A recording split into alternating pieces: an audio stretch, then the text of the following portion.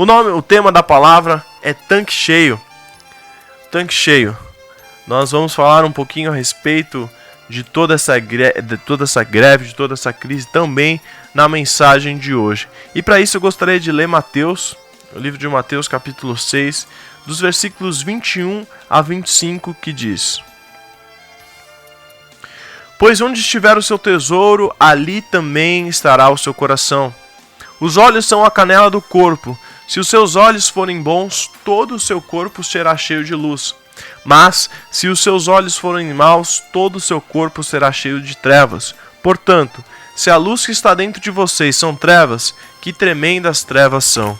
Ninguém pode servir a 2 senhores, pois odiará a um e amará a outro, ou se dedicará a um e desprezará o outro. Vocês não podem servir a Deus e ao dinheiro. Portanto, eu lhes digo, não se preocupem com as suas próprias vidas, quanto ao que comer ou beber, nem com seus próprios corpos, quanto ao que vestir. Não é a vida mais importante do que a comida, e o corpo mais importante do que a roupa? Aqui, então, existe um texto muito oportuno para esse momento, muito específico para esse momento. Um texto excelente para esse momento que nós estamos vivendo. E eu pergunto para você, em que você tem investido o seu tempo? Em que você tem gasto a sua juventude? E você, um pouco mais velho, você está satisfeito na fase de vida que você se encontra? Em que você tem gasto a melhor fase da sua vida? Eu e você, a gente trabalha com o propósito de ter uma vida boa. Todo brasileiro, toda pessoa no mundo inteiro. Se você perguntar para uma pessoa hoje, qual é o seu sonho de vida? O seu sonho o seu sonho básico. Eu acredito que 95% das pessoas irá responder: ter uma boa casa, livre de aluguel, ter um bom carro, uma viagem por ano, conhecendo outras culturas, outros lugares. Eu acredito que 95% das pessoas sonharia com isso, pensaria nisso. Eu primeiro quero ter um bom lugar para morar, eu quero ter um carro, quero um emprego estável também, entra ali com certeza nesses sonhos de todo brasileiro. E eu quero também conhecer lugares novos, eu quero conhecer culturas novas, eu quero conhecer lugares novos. Então a gente vê aqui coisas que todo mundo sonha, todo mundo busca.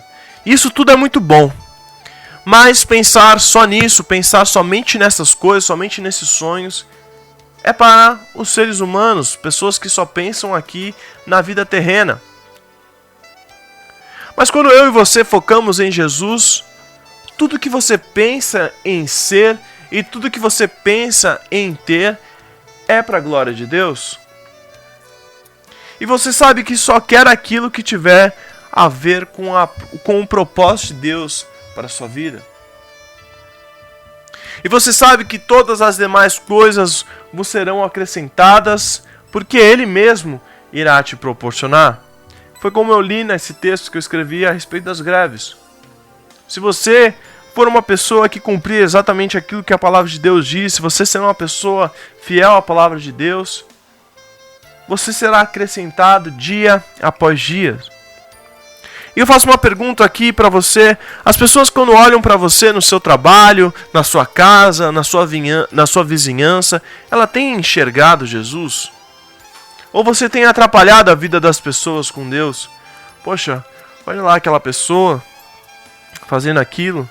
Você tem sido pedra de tropeço para a vida das pessoas? O que você tem feito com o seu corpo? Você é templo do Espírito Santo de Deus? Você não é qualquer pessoa, Deus te escolheu e te ungiu. Os homens, nós sabemos que trocaram a glória do Deus imortal pelos ídolos. E nós vemos isso em milhares de textos bíblicos. Pessoas que trocaram Deus por estátuas, pessoas que trocaram Deus por animais. E os pensamentos dessas pessoas se tornaram fúteis. Elas conheceram a Deus, mas têm valorizado mais outras coisas que têm pequena importância. E isso até hoje. Até hoje nós vemos que pessoas que trocaram Deus simplesmente por outras coisas, simplesmente por outro tipo de coisas. Pessoas que trocaram a Deus por um time de futebol, pessoas que trocaram a Deus por uma pessoa, pessoas que trocaram a Deus por um trabalho, pessoas que trocaram a Deus porque queriam, mais. E diariamente nós somos levados a criar ídolos em nossas vidas. E você sabe qual é o significado de ídolo? Mas no dicionário tem a seguinte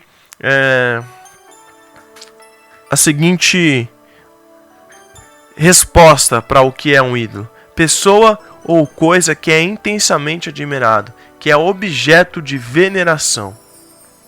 E eu pergunto para você, quem ou o que tem gerado em você um sentimento de veneração, de que você faria tudo? Deus ou outra pessoa ou outra coisa? Quem tem sido o seu ídolo? Talvez você mesmo. Talvez você mesmo tenha sido o ídolo na sua vida. É porque você se ama demais que você tem coragem de dar prioridade para os seus próprios desejos, a ponto de machucar alguém para realizar as suas vontades. Se alguém ficar no meu caminho, eu vou fazer alguma coisa para eu realizar as minhas vontades. Durante essa semana, eu consegui ali ter um tempo para assistir um filme com a Dani. E a gente escolheu um filme, a gente viu a sinopse do filme.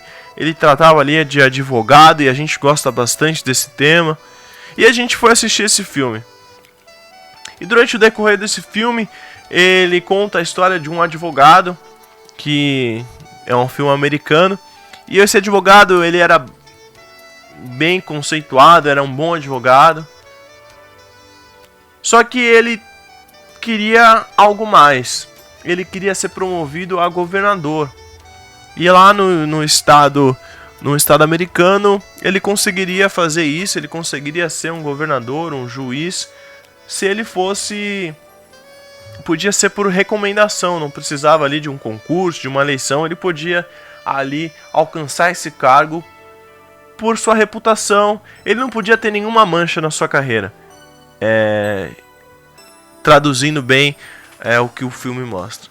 Ele pede a sua namorada em casamento. E eles estão, o advogado dirigindo e a sua noiva ao lado do carro. Em certo momento dessa cena, aquele homem, ele se distrai e ele acaba batendo em outro carro. E o outro carro que ele bateu, a pessoa que estava dirigindo veio a falecer. Na hora do acidente, a sua noiva ficou desacordada. Ele foi o único que ficou em sã consciência, ele ficou normal, não teve alguns hematomas, mas nada demais, ele estava ali acordado. E ele viu toda aquela situação, ele ligou para a emergência. E no filme mostra ele com um cara de preocupado, com certeza lembrando: poxa, eu não posso ter nenhuma mancha no meu currículo, e eu acabei de matar aqui uma pessoa por desatenção. E o que ele fez? Ele colocou a sua futura esposa, que estava desacordada, no banco do passageiro e colocou no banco do motorista. Fazendo com isso, apagando todas as suas digitais ali da direção do carro, ajeitando o banco do motorista para que, como se fosse ela dirigindo, ajeitando os espelhos do carro para que fosse visto que ela estava dirigindo. Então ele criou toda uma cena ali para que ele não fosse manchado, para que ele não fosse descoberto. O filme tem um final muito legal e eu aconselho você a assistir esse filme. Então, o que eu quero dizer com tudo isso? As pessoas fazem de tudo para alcançar o que elas querem. Ele não se importou com a sua esposa, ele não se importou com a família daquela pessoa que ele matou. Ele simplesmente queria tirar o seu da reta e fez o que era preciso para que isso acontecesse. E as pessoas são assim, irmão.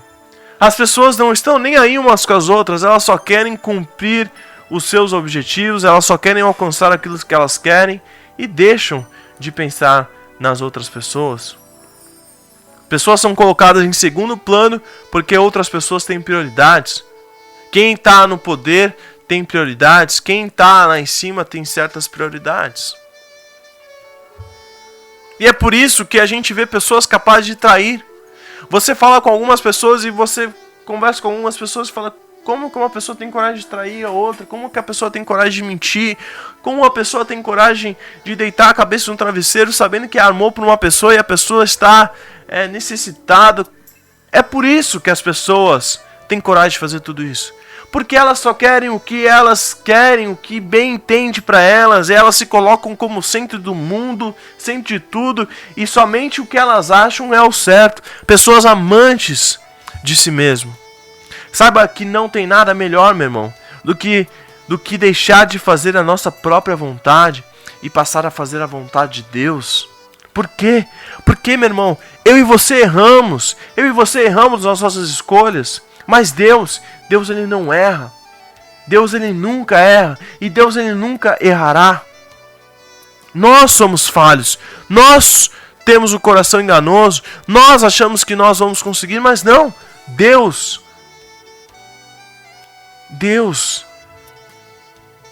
Ele quer ser o centro da nossa vida. Meu irmão, eu não preciso te dizer, você conhece a palavra de Deus. E ela diz que a vontade de Deus é boa, perfeita e agradável. Eu sei que é muito complicado você ouvir simplesmente isso. Você passando por uma necessidade, você passando por uma dificuldade, você não vendo nada. Mas se você deixar nas mãos de Deus, você vai ver isso acontecer na sua vida, meu irmão. Enquanto você vive, Deus tem um propósito para a sua vida. Não é à toa que você está aqui. E quando você começa a entender isso, você para de tentar tirar de Deus aquilo que é só dele. Você não tem direito de tirar a sua vida. Ele te deixa viver porque ele ainda tem um plano para você. Deus ainda tem um plano para você. E se você está passando por tudo isso, se você passou por tudo isso, é porque Deus tem um plano para você. É para que o seu testemunho alcance milhares de pessoas.